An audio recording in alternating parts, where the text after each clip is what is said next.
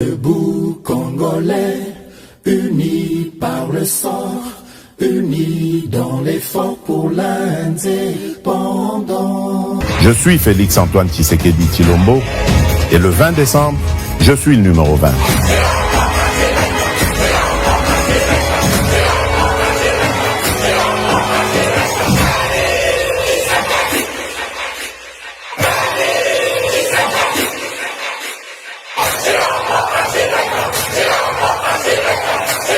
Mbote na bandeko banso ya GKM télévision boye malamu na émission na bino bolingaka mingi les grands débats ezali émission wapi kotaka penza na bozindolo ma matali actualité politique au ngai mombu na bino mbi à chaque chatrak na zalaka toujours wana pona ko servir bino en tout cas ba actualité ezali tellement ebelé boye que actualité politique ezali bongo dominé na campagne électorale et pourquoi pas tokolobela est ya République démocratique du Congo et puis les Camerounais nationalité à Moïse Katumbi ils allaient couper sa kita to Robert katikati na émission. Merci mingi na apôtre Gérard Kabea Chovo numéro 285 apôtre Gérard Kabea Chovo numéro 285 kuna na chango azali bon na députation nationale en tout cas bo pesa ma boko ba na chango moto alandela kabino alobela kabino zalaka tout le temps pene na peuple en tout cas bo pesa voix et kozala eloko moko malamu akoma na parlement po pe alobela bino pepe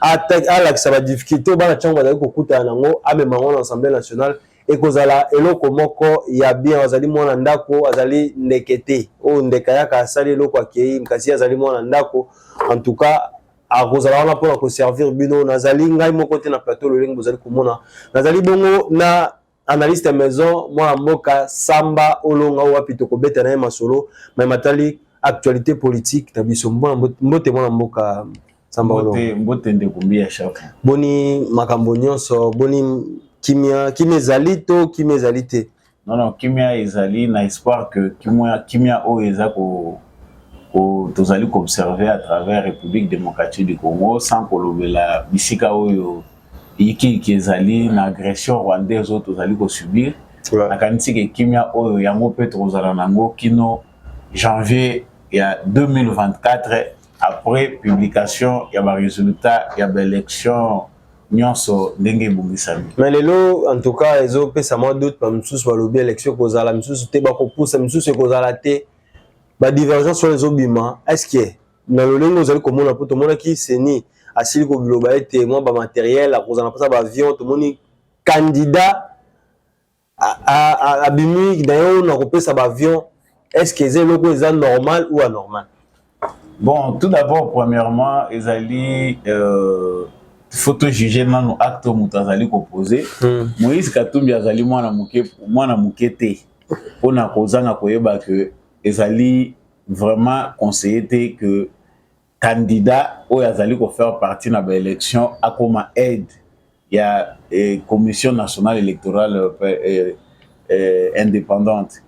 Donc seni bazalaka na makoki pona fonctionnement na bango makoki wana ezali financier makoki wana pe ko kozala appui ya gouvernement pour ete maponomie sale mamalamu et sengeli to baki seni atambolaka na présidence de la République atambolaka pe na ministère ya intérieur ya gouvernement congolais c'est ça nakanisi Katumbi ezali na souci na yo que ba congolais ba mona que Katumbi pe Moïse azali na mosola ko pesa yango parce que ça na habitude na ye soko tali construction et image ya Moïse Katumbi et salami na badon c'est-à-dire mutu moko alingi ko pesa bato image ki azali bienfaiteur mais tant que vous zoko tala proposition na ye seni alobi que asengi na gouvernement ba pesa bango ba 4 cargos ba o ko permettre que ba tambola na ba matériel bisika nous se sengeli pe 10 hélicoptères ezambala liboso te seni asenga ngo na gouvernement toza kozonga kaka na sima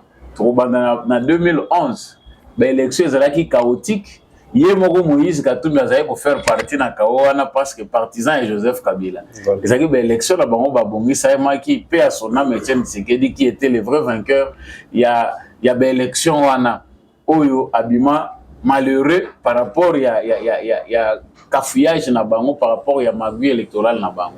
La CENI a toujours l'habitude de demander la main au gouvernement pour que va aider bango parce que na Congo il n'y a pas des avions disponibles oyo et qu'on permettre que Senia sala musala na ye to defaka yango pa bapaya ba mituka ya armée ezalaka mise en contribution to senga ka loboko na ba pays voisins oyo Senia uti ko senga soko landi malamu déjà ba avion na matériel oyo ko permettre que Senia sala musala na lombango eza ko uta na Angola na bosengi ya gouvernement congolais. C'est-à-dire ezali loko te que candidat moko à se prévaloir que ngai na souci à peuple congolais nazali ko aider bino o chambongo na yebisi o chambongo Senia zangi mbongo te soki ozalaki na ba avion na yo baza ko lela ba avion eza ko mona na te ba avion o tsaki yango te pona nini. On comprend que Katumbi a un raisonnement qui le pousse à flatter les Congolais. Les mêmes gestes qu'il pose, yango to mona ke ko sala lorsqu'il était à Goma. Yo fandi pendant depuis longtemps. Oza ko mona batu ndenge baza ko souffrir parce que le gouvernement fait avec les moyens de bord. Ils ont imprévu ba déplacer baza ebele. Gouvernement congolais assiste à capé ba déplacer wana. Mais mbongo eza ko senga mingi ba différents partenaires ba contribuer. Moïse Katumbi avandi na ebanda kala. Ataka na yen likuta te. Azeli na moment ya campagne électorale. Tant azo kita na Goma, ale ba conteneur siko yeye toza ko pesa don na ba déplacer na biso pour ba caméra ilanda ba filmer et comme le rôle la action ya campagne ce que le but analyser ngo malamu ce que le gouvernement congolais azalaki rigoureux c'est de la corruption pendant période électorale ba candidat ba ko sala ka ba donte et surtout les candidats présidents de la République mais Moïse Katumbi asalaki yango tant kutu balingaki bato ebele balobela ngo te gouvernement aza ko pekisa ba kabola biloko Moïse Katumbi alors que c'était organisation au Caritas des mutu bazaki chargé ko kabola matériel wana ilingaki ça la polémique ba kabola biloko wana mais dans la logique normale na cadre ya ba élection on ne peut pas aller donner offrir des dons na batu oyo bazali vulnérable na moment ya ba élection voilà. Ça c'est de la corruption purement et simplement okoy ko aider batu ça devait même se faire loin des caméras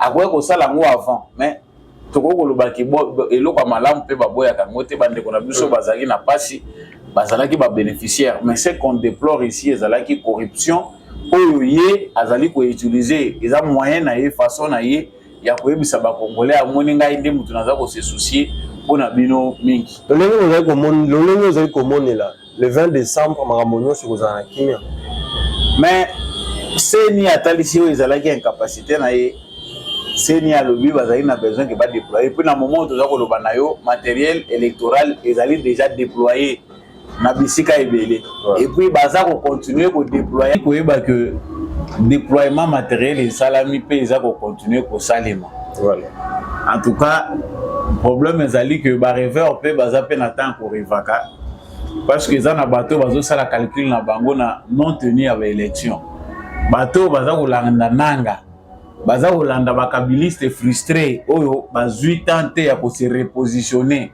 parce que na bateau na minute oyo baza positionner te ces gens là prière na bango intérieurement ezaki élection et ça le maté qu'il y ait des ordres comme ça et aussi peuvent avoir un discours ba musu ba ko leka na télévision te pas ko lobanini te bakabiliste belé Némi Moulanya Shadari professeur onani oyo babenga kawa amona na kapeli susute kombo ekoyaka baza ebele bamona na kaliso na télévision te mais nase bango objectif na bango ezali que les élections puissent se solder na ba guerre civile na ba trouble c'est ça on leur dit non ba plan na bango échoué parce qu'il y a des gens qui font des calculs bizarres na ba prophétie yo éviter que prophétie tango ba prophétisaka nzamba alertaka bato po bazwa ba disposition pour ceux qui za mabe wana yate eza na bato batikali koleka na likambo ya élection ko sale maté balobaki kutu banganga nzambe minene balobaki banani basalami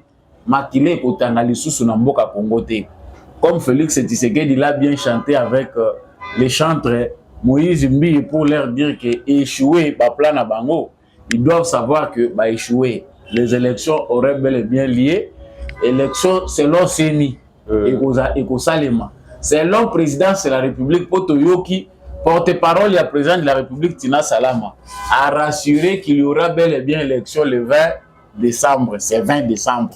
So yo lingi na yo te, yo zo sala calcul na yo. Olobi te, ndenge biso toyebeli déjà aba kokokisa ngo te. OK. Yo fanda na yo, soki élection esalami te oleka bango na télévision ou bien okende ko manipuler bato po basimba machette ou bien basimba nini. Ça ne se fera pas, il y aura bel et bien élection. Nous tenons à ça, qu'il y ait élection, c'est la seule voie démocratique pour accéder au pouvoir. Pour Zoebonga na Congo, il faut que les Ghana voient wana. Voilà, point barre. Voilà, bande ko bele ba ko na biso zo na sur chat en tout cas, comme si ko zali partager le pe bande ko mususu lien pour ba ko kabongo na ko rejoindre biso. Eza bande ko mususu ba ko melenga ba tuninga. Lelo to moni Union européenne a boycotté comme ça l'observation na ba matali élection parce que c'est comme si Bazaki à l'aise par rapport au ligne baba ligne qui quoi pour observer l'élection. Et ça la risque était to pe li kama monter ko la RDC lobby to pe risque moko boy ko be c'est la makam RDC makam. Risque ezali tende ko chaque pour na biso d'abord ezali bon débarras. Biso to se débarrasser na bango de manière démocratique.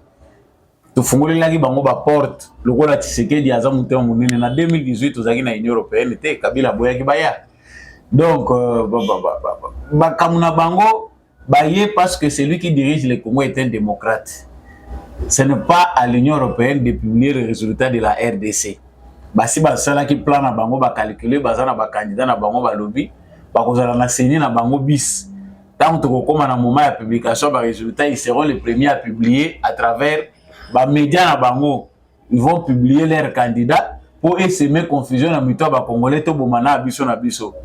Ils ont échoué. Pourquoi? Nous sommes un pays souverain. Comment des gens peuvent quitter leur pays? Bah, ils n'ont pas de matériel na bango. Baza déjà na ordinateur connecté na satellite, baza na ba téléphone satellitaire, baza na ba serveur na bango. Ba dispositif na bango na ba province nyonso peut permettre bango que bango ba koma lokola seni.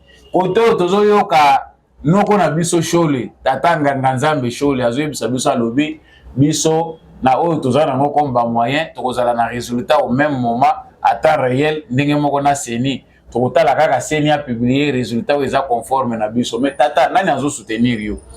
Donc nous avons un langage, nous avons des gens qui sont préparés. C'est pas pour rien que Félix Tshisekedi aza ko continuer ko ganga ngo au effort que congolais salake bana candidat ya ba étranger. Tant Union européenne a moni que sur le terrain candidat na bango Katumbi aza ko convaincre te. Candidat na bango Katumbi pour avoir ba soutenir yo moni même tricherie et bandagana sur base ya moi eloko moko élément moko de départ. Test oyo ba pesi Katumbi na ba coin stratégique Katumbi a échoué ango. Pour Katumbi, il est le candidat du Katanga. Mais moi là je rassure bandeko nanga ba Katanga belé oyo ba bengi biso ba yebisi biso ba lobi il faut pas bolo ba kabiloko ndenge wana. Le Katanga n'est pas la province de Katumbi. Nous qui sommes Katangais, tous en Katanga, tous on soutenir le candidat étranger. Et même au Katanga, là où il pense qu'il est le candidat de Katangais, il va encore échouer là-bas parce que c'est ce que disent les Katangais. Katanga est la province de Katumbi. Il a corrompu, il a eu le rôle en Poukou, c'est na ça, a profité de la faiblesse à Congolais pour se faire une image. Il y a beaucoup bien fait. Mais aujourd'hui, les cris oyo ezali ko retentir na matoyi ya ba Katangais nyonso ezali ko la musabango ezali cri ya ba patriote ko yebisa bandeko na biso ba Katangais que cette fois-ci ne commettez pas l'erreur d'être ba instrument ya division pour na Congo ba ya ko utiliser bino baloba que non poza ko revendiquer victoire ya nani ya candidat de l'étranger. Ça ne passera pas. Ba pesi Katumbi test ya est ya Congo Maïbisi Katumbi qui est dans l'Est à Congo pour ba partenaire ne balinga ba mona ce qu'il est mais yo zana ba image au tali sabiso ba endroit stratégique et si quand une élection ça la compliqué ce qui toke na Goma c'est un fiasco total. Là il s'attendait avec son discours que ne sikaya a konfina Tshisekedi kuna tout le monde a déjà compris que on ne change pas l'équipe qui gagne.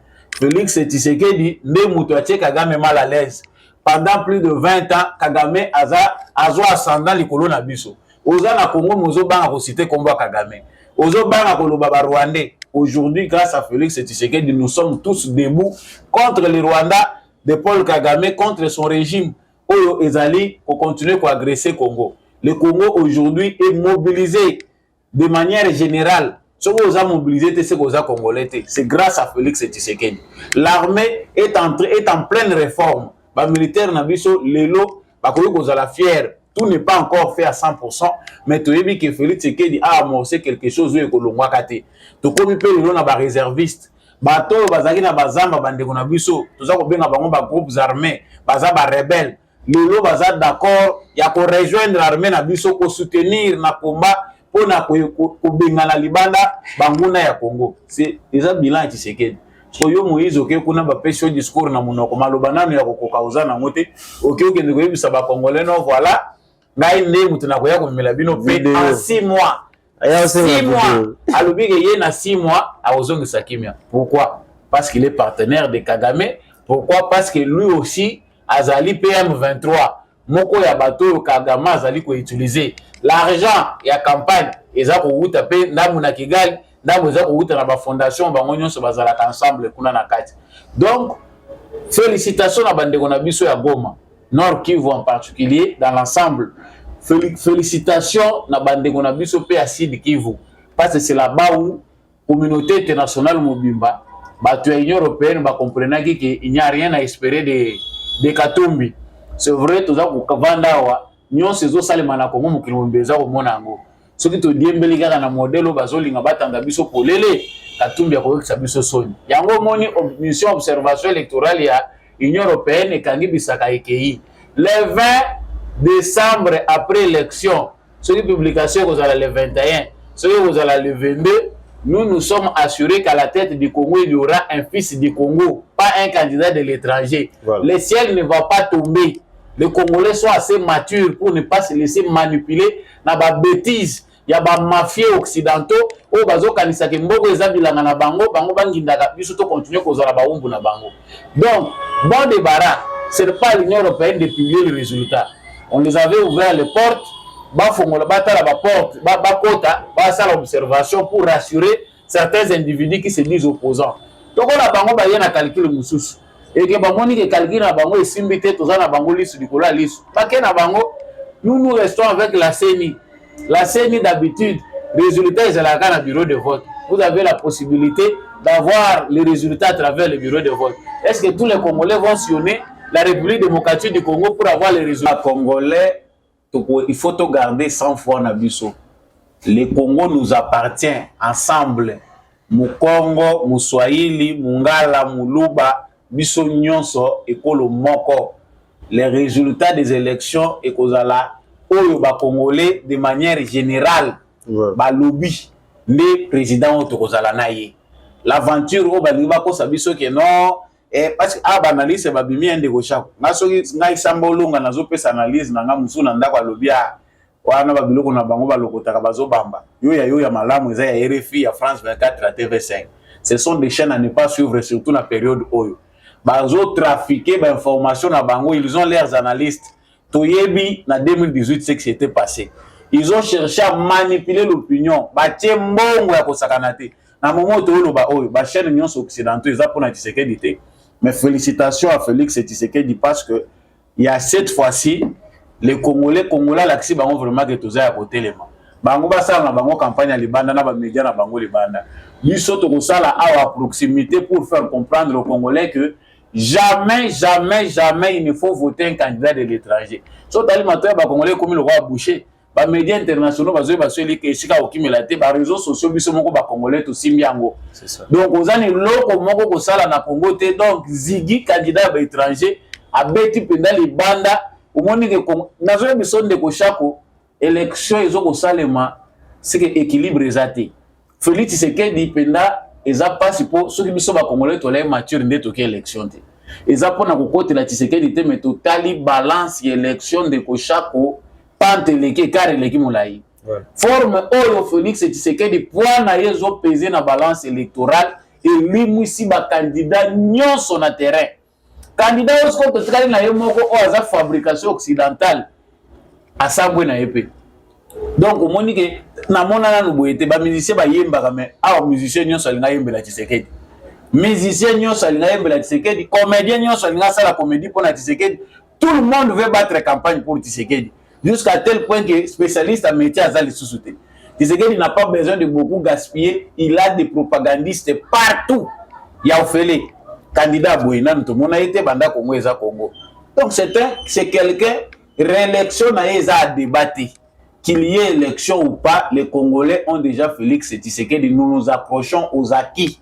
Voilà l'essentiel. Voilà, tout ça va toujours dans ma campagne à candidat, en tout cas, candidat qui baza ebele kasi ba komi moké par rapport en termes de propagande parce que tous la président de la République dans sa campagne de Moni Moïse Katumbi, moi moké Martin Fayulu, Denis Mukwege, Alimwe et d'autres candidats. Bah on en a té, monsieur baki ko sa rallié par Moïse Katumbi. Président de la République Félix Antoine Tshisekedi a cartonné qui bon la Bukavu. Donc la paix à lancer un message fort na Kagame. Habillé au gaz au Kansakaza Hitler. Mais tant on les a soucis, tant on a été les loms des attentes là-bas dans Mboka. Tout l'anda vidéo et puis on se retrouve tout juste après. Il y a armée. Notre objectif sera de refermer la parenthèse ouverte en 1997 par l'introduction dans notre pays, l'intrusion dans notre pays de nos voisins belliqueux à travers l'AFDL. On pourra ainsi refermer cette parenthèse douloureuse et sombre pour la République démocratique du Congo. Na ndio hapo mlango iliyofunguliwa na AFDL tokea mwaka ya 1994 itafungwa kabla, kwani mambo hayo yatasaulika milele na milele. Et pour terminer ce point sécuritaire, je vais m'adresser au président rwandais Paul Kagame pour lui dire ceci. Puisqu'il a voulu se comporter comme Adolf Hitler en ayant des visées expansionnistes, je lui promets de finir comme Adolf Hitler.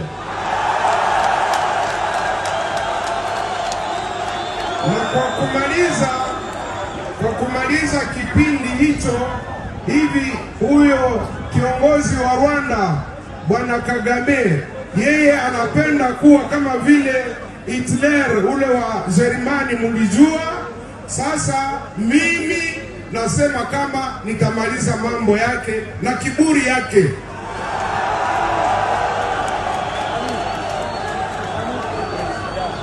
Au second point, je vous... Voilà, on est de retour. Bati Lukwebo azosa l'interprète pour la bande quoi ya Bukavu. Moi mboka isala ki onenge nini komona tata mokambe ko a komi na Goma na Bukavu pe a lancer ce message na Kagame.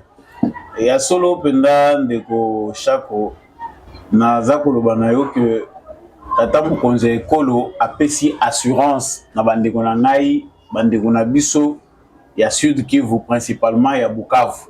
Parce que partout où Félix Tshisekedi azoleka, bisika où population est consciente, baza na besoin d'assurance.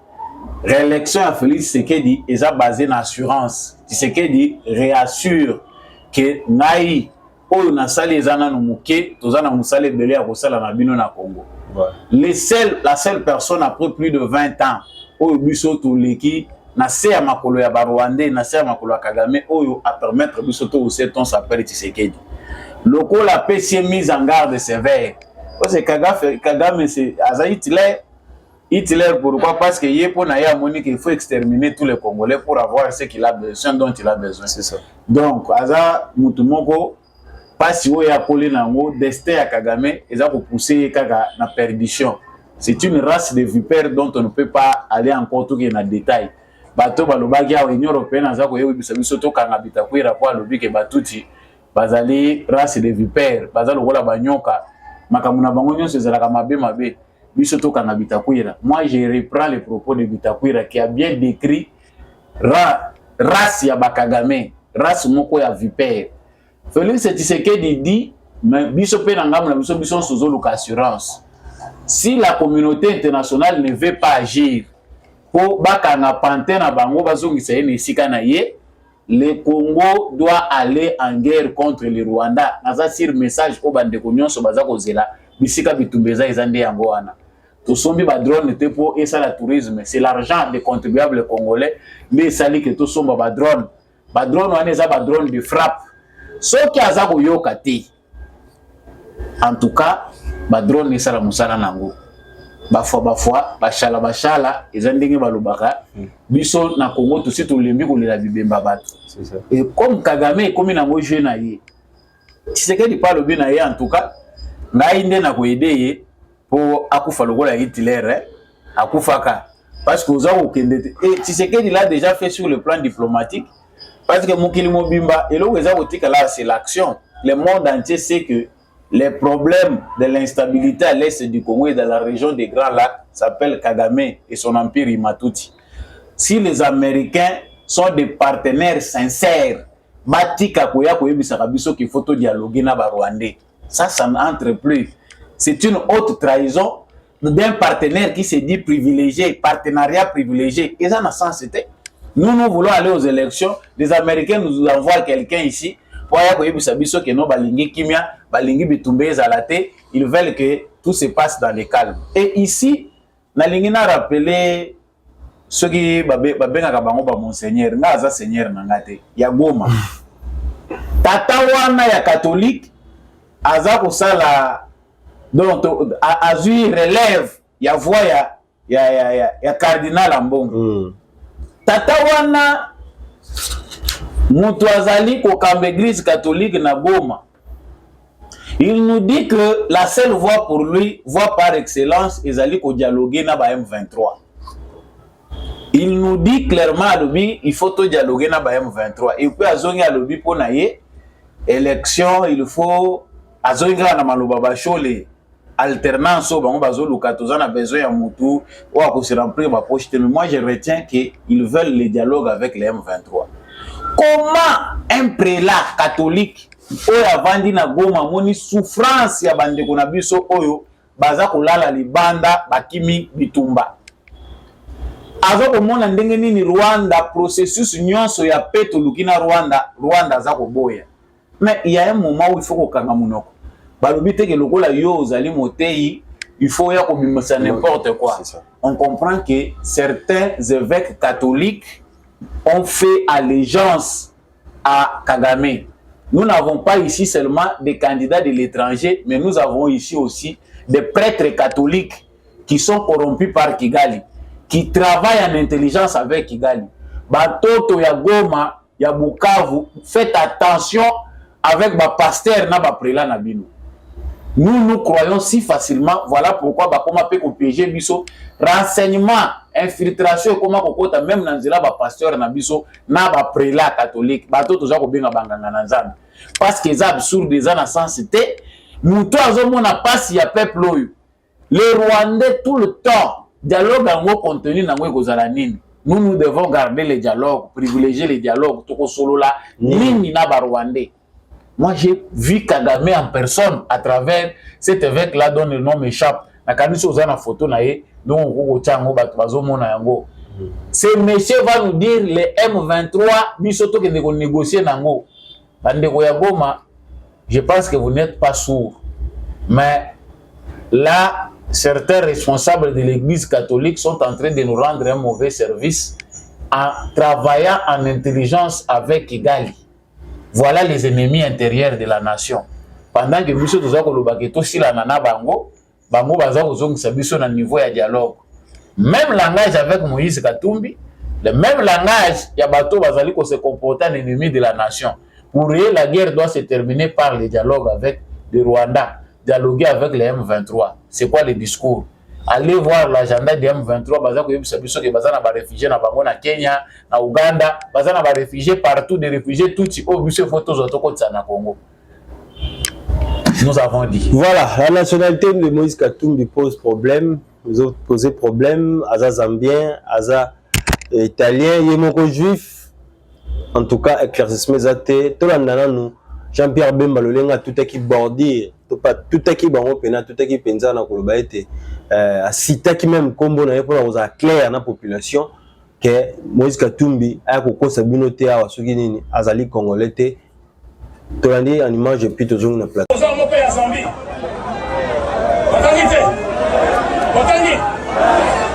Opposant ya Zambie.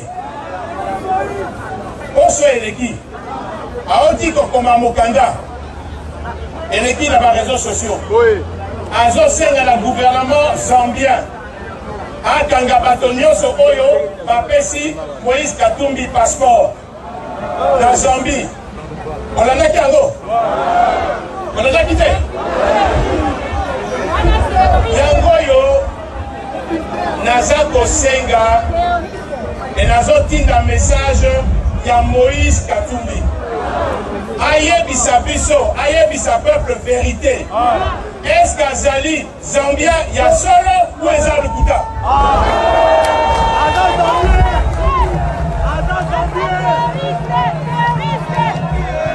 Parce que la moutou na sommet ya mboka. Okoki ko servir 2 mètres à la fois. Voyez bien, okotrahir moko na profit na mususu. Na sommet ya mboka. Zambie azali voisin na biso. Soki sikoyo tokoti na ba conflit d'intérêt. Zambie aza na intérêt na ye. Congo aza na intérêt na ye. Sikoyo soko aza na sommet ya mboka. Oko décider ko défendre l'intérêt ya nani? Ya Zambie ou ya Congo?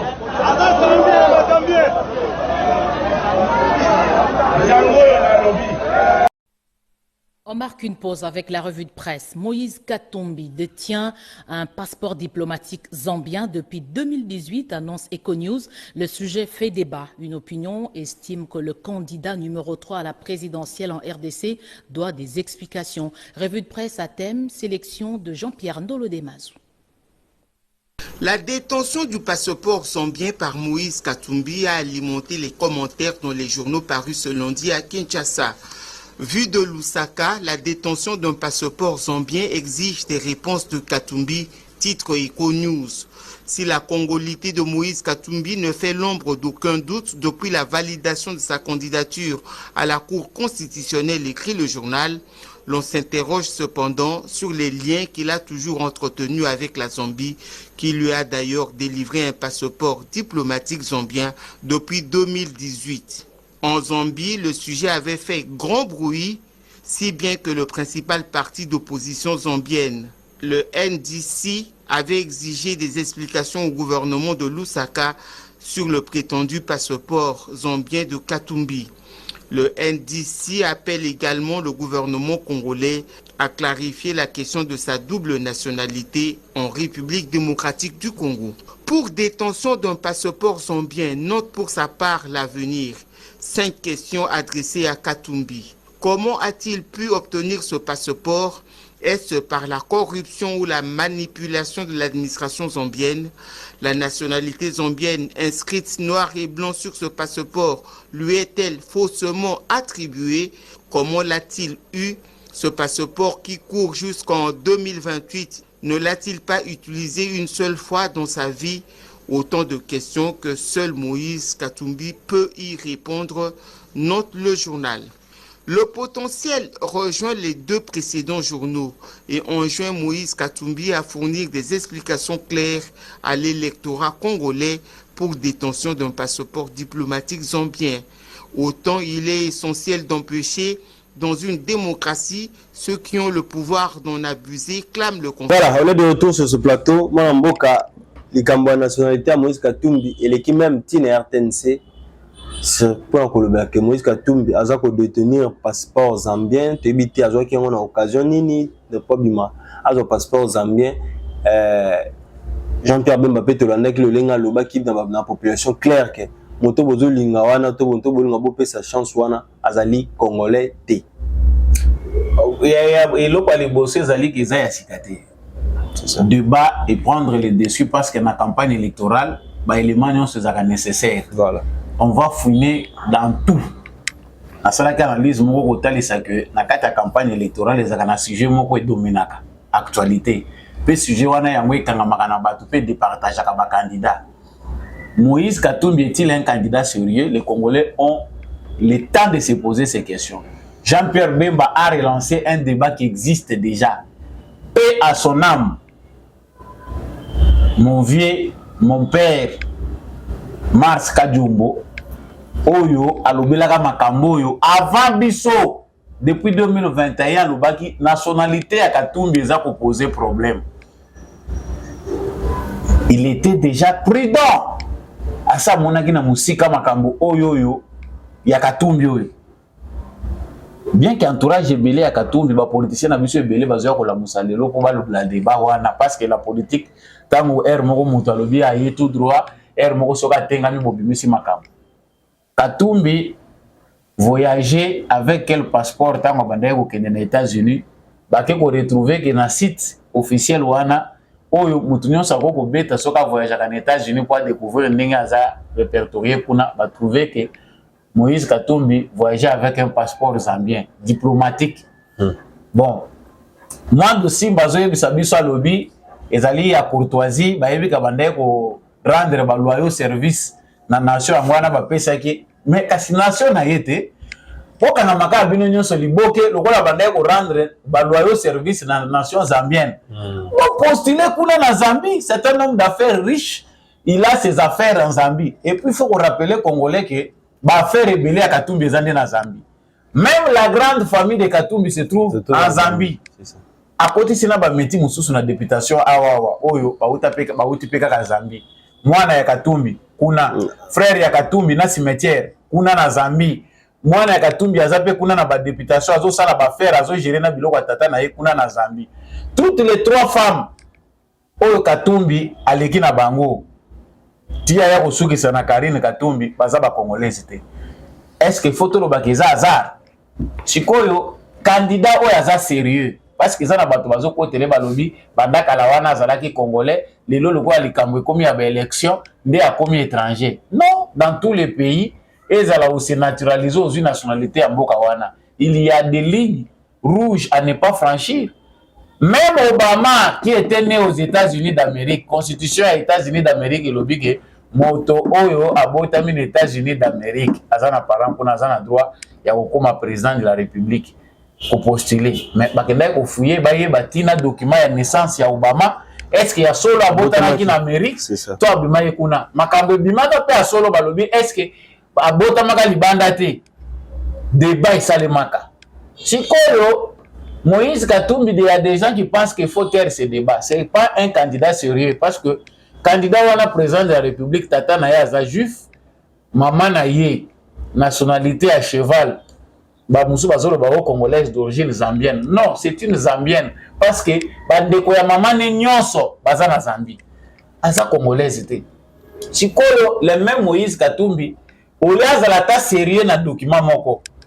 Nationalité italienne azwaki yango a renoncer nango to yebite so ndenge procédure ezaki ndenge nationalité belge Karine Katumbi azana nango yemoko pazaki nango et posaki problème na bane utaki koleka balinga bakanga yekuna nationalité zambienne. Bon finalement muto yo ba congolais mususu oyo nanu ba comprendre te bazoluka kopesa confiance maison civile et kozala ndenge nini mboka ekokamba mandenge nini soki lelo toke guerre contre Zambie. Bah, intérêt à Moïse Katumbi belé en Zambie.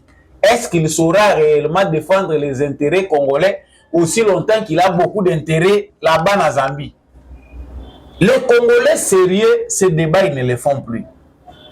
Merci Jean-Pierre Bemba Nengo Touti Bordure parce que Vital Kamerhe, yé, Nambeli na ye, namoni mbeli ya Vital Kamerhe, batango scotch. Balingi ya mwe lamba, babakisi scotch, balingi, babakisi scotch. Mbeli ya bahati. Babaki sango Scott au moment où biso to luka vérité. Boti kabande kona biso o bazo accompagner Félix Tshisekedi na campagne bona na est boti ka le lemo na bino bakanga ngo singati. On sent l'hypocrisie. Bo tuta ya solo ndenge Bemba za ko tuta boy. Comment vous jouer carte le gola pour souffler et le froid mais ça va basculer pas va dire que ce qui président c'est ça. Ne soyez pas hypocrite, on ne sert pas 2 mètres à la fois. Voilà. Bati le tu avec Tshisekedi depuis longtemps. Moi je soutiens le président Félix Tshisekedi. Tout à bordir les Congolais ont besoin de la vérité. Yebi sa ba Congolais pour les candidats ba paya to voter yete tala makambo eza ko legeza boy. Bino boche entre-temps, aux Anangambo à Tshisekedi, entre-temps, aux détenteurs côté au lobby, ceux qui simbité, et Simba, Kaka, Papa, yonde aux en position T. Voilà, ça m'a dans 30 secondes comme ça, un message na bande konyo, souvent qu'on a vu sur na Goma, na Libanda, Mboka, partout. pour la élection le 20 décembre. Bah ça la aventure te ba kene te moi message mo ko mukuse na bango va to kota na étape mususu.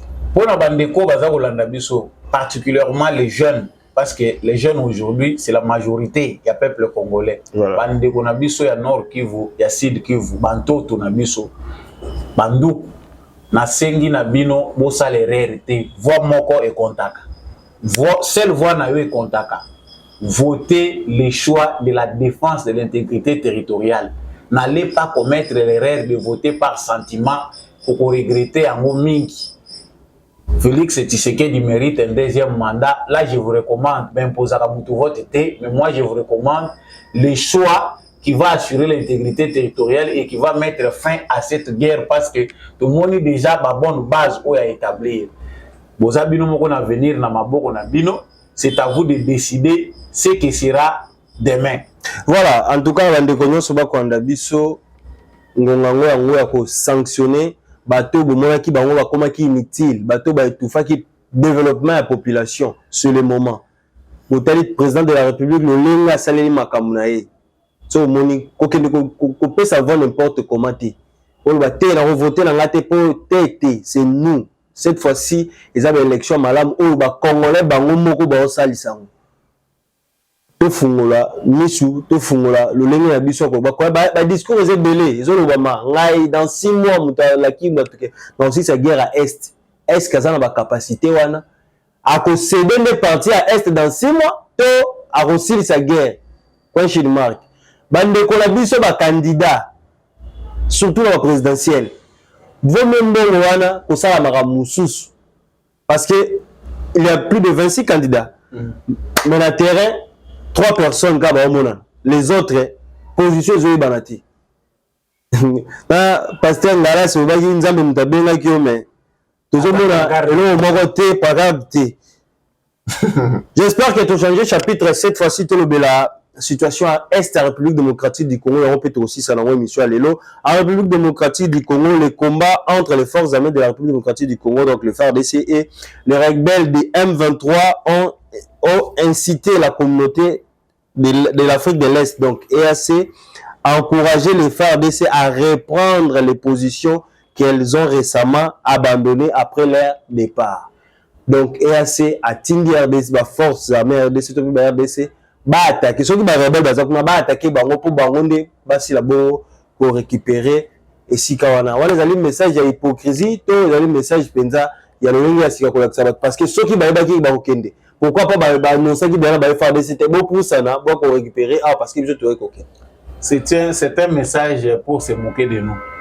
Se moquer de nous parce que après toute cette mobilisation, d'ailleurs, Congolais azaki na yebagine que ça prévisible.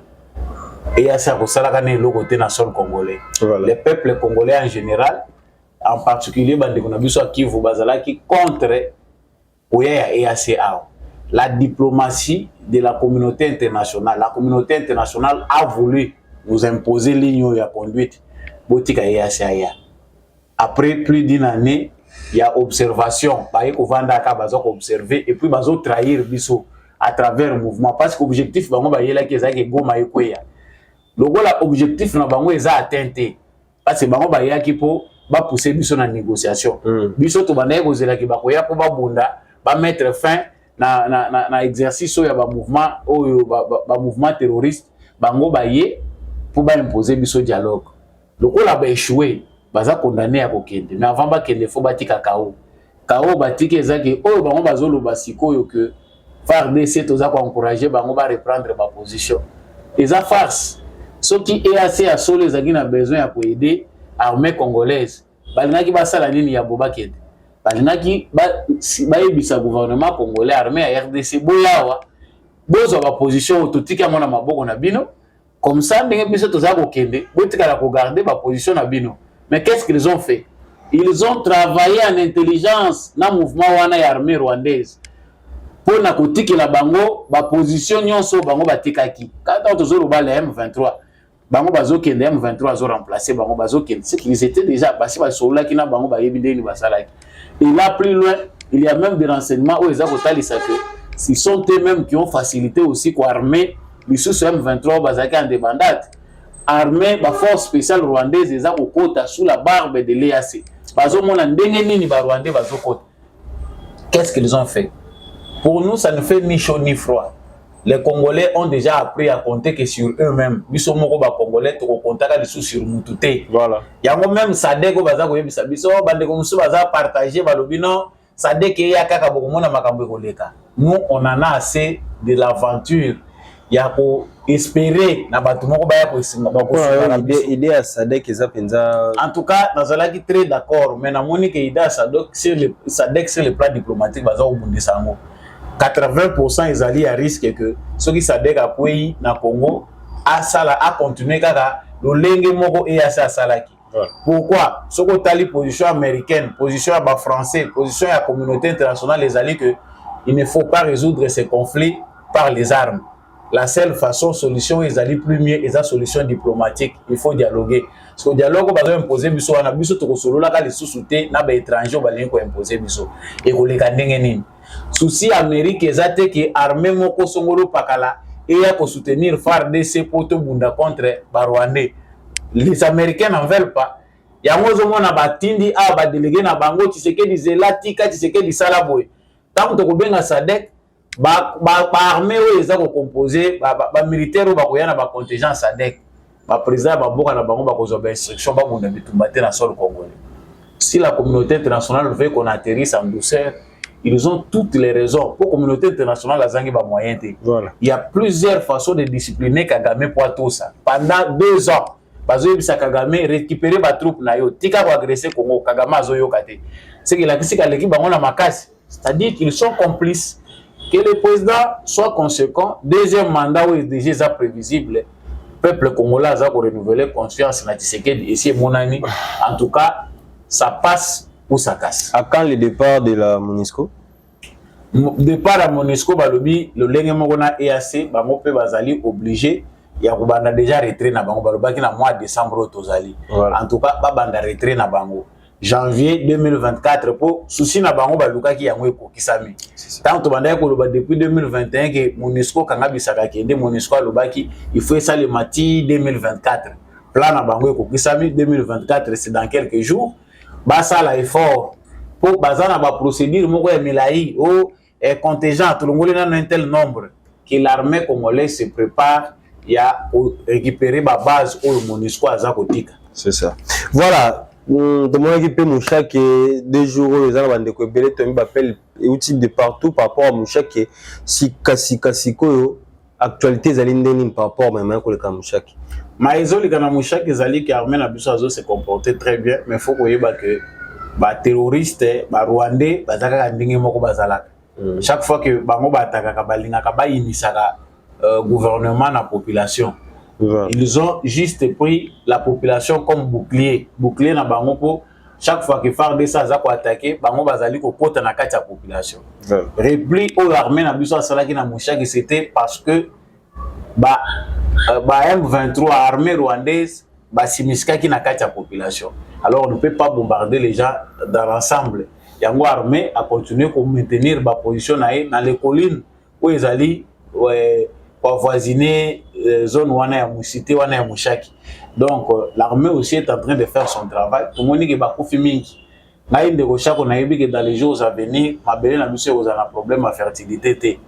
Pourquoi? Parce que bibembe oyo ya banyangala kate ezotika la kakuna. Ozo mona matanga ezoleka ebele kuna epa na bango. C'est ça la preuve. Matanga ezaki au Rwanda il n'y a pas la guerre mais bibembe nyonso. Bon plutôt na bango ezoko continuer ko yambaka ba blessé na bango. Donc c'est la seule chose pour éviter que bala tsakabiso ba photo talandenge ba militaire rwandais et puis ces guerres batubele ba bossa na kezo ça peut que se jouer d'une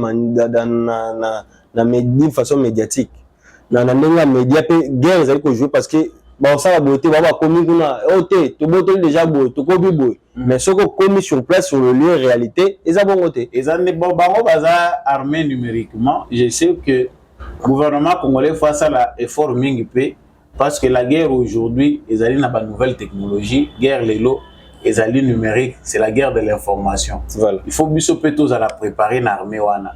En tout cas, le gouvernement doit faire un effort par un service à renseignement. Il faut pas travailler dans ce sens wana. il faut recruter des jeunes intelligents. Il faut fédérer les intelligences de manière à ce que tout mutualiser ben fort na biso pour te faire face à la menace wana. Menace wana la guerre numérique ezaka ya Rwanda te. On comprend que les nations et les pays occidentaux ont une faiblesse ya ba Congolais dans les médias. Ba yebi que ba Congolais bazana bango facile à gagner par n'importe quel média. Alors on baza ko engager des journalistes congolais ou baza ko transformer en marionnettes pour ba répéter ba o les alliés position ya France, position ya Angleterre, yo zo mona journaliste aza congolais mais aza payé de l'extérieur. Makambino ozoloba lui s'exprime autrement, aza ko défendre l'intérêt ya nation mususu à travers ba dire naïe.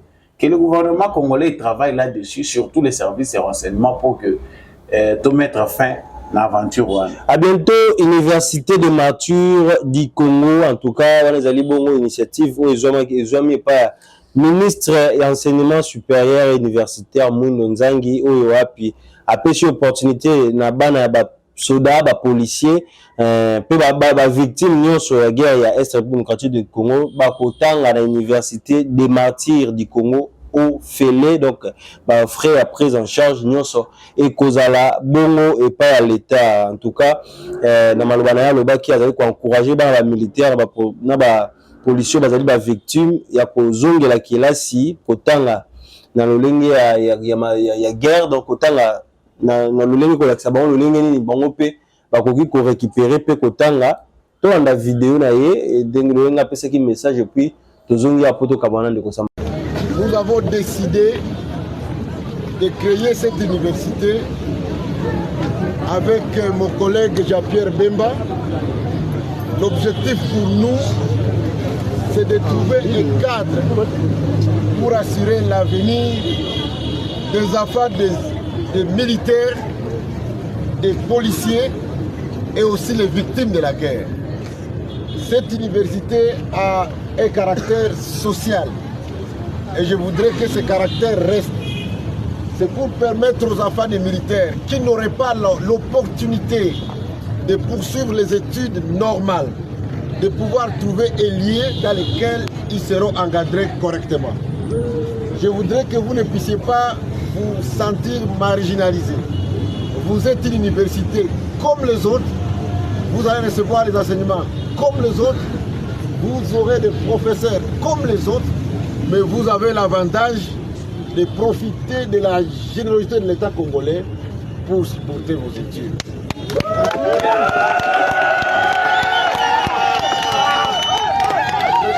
Prenez tout au sérieux. Prenez tout au sérieux, puisque là où il y a la gratuité, il y a la sévérité aussi. Les enseignants seront très sévères. Il faut donc se rassurer que vous avez reçu la bonne formation.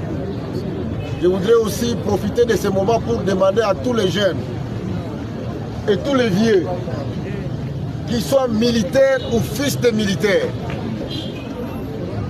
ils ont l'opportunité de poursuivre les études ici, s'ils ont eu le diplôme d'État. Je voudrais profiter aussi de ce moment pour remercier le colonel Job.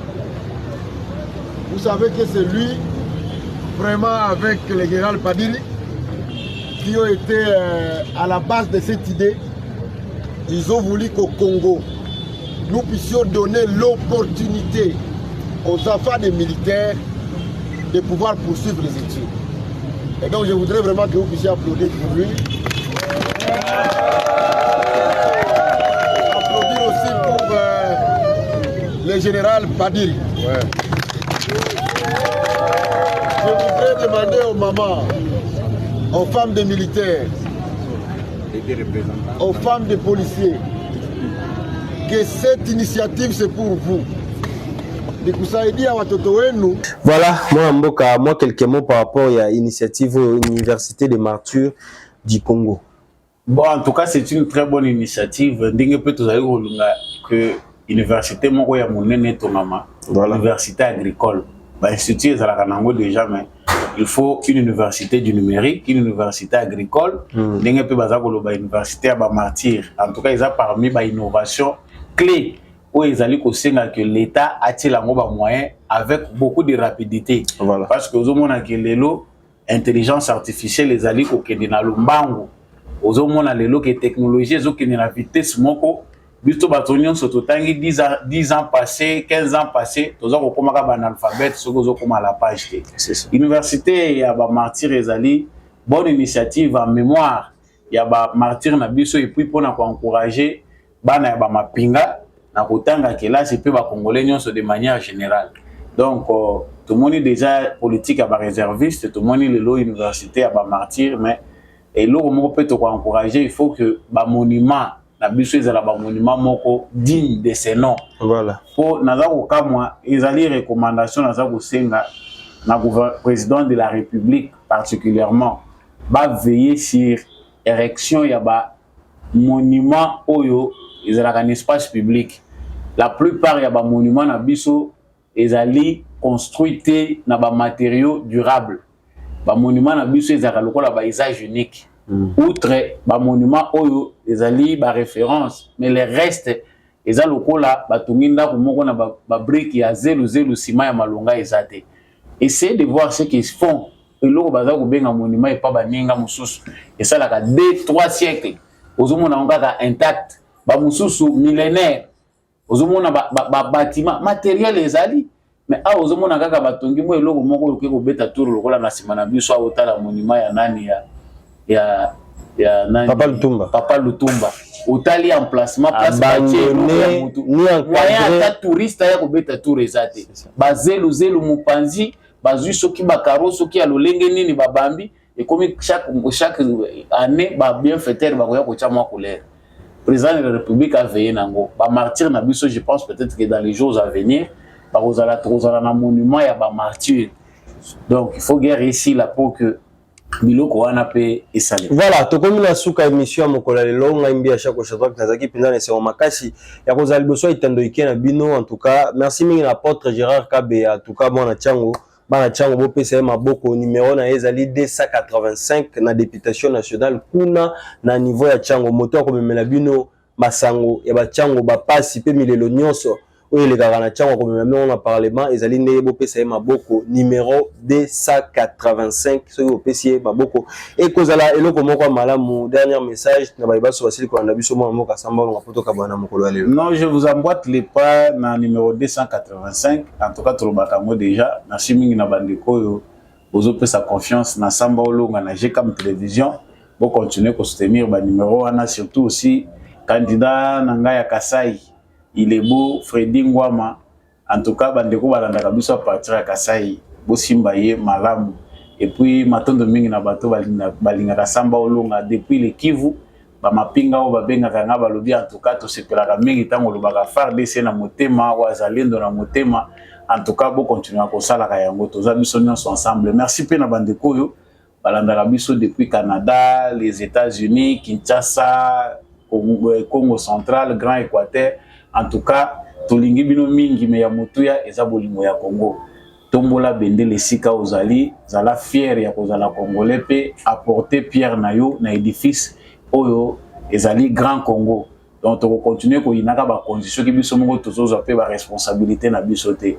Tika bosoto, tika ko inana, tika pe moyibi et ko permettre que mboka na biso ekende liboso. Voilà, en tout cas tokomi na suka mingi ya kolobezali te ba mbote na ba abonné na biso nyonso kozali ko na biso partout dans le monde. Ensemble tu vas ko former famille monene. En tout cas bo s'abonner, partager lien na bandeko, partager émission et vous allez loko biso to senga ka bino ezali précieux pas na biso envers bino. Donc pour partager émission na bandeko, partager lien ou tiki commentaire na yo depuis wapi ozali ko nda biso ezali loko moko mutu yo pena to zela ka makasi ko uta epai na bino ngambi ya chaque chadrak to kutani bongo na émission mosusu.